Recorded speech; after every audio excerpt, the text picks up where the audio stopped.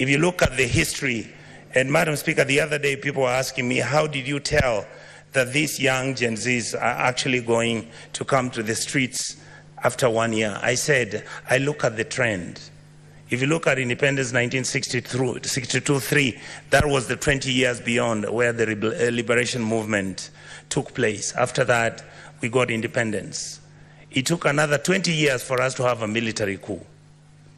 The people who are guiding and who are within that military coup are not old men like Jaramogi or Charles Njonjo at that time.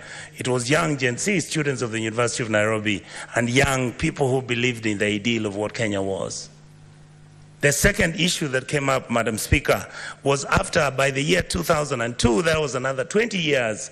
Then you come to 2002 is when Kibaki was elected, is when we have a referendum, is when we have a new constitution, and then we say Kenya is now on the right path. After that, Madam Speaker, we did not follow the letter of the constitution.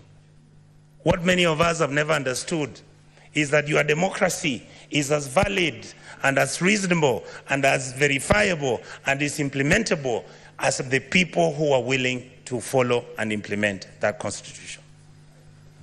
We have completely failed our people. And that is why when the elections took over and we had challenges, and that is why when you look at our country and the crisis that has come up, when you look at the issues which are bedeviling our country, you realize that we are on quicksand.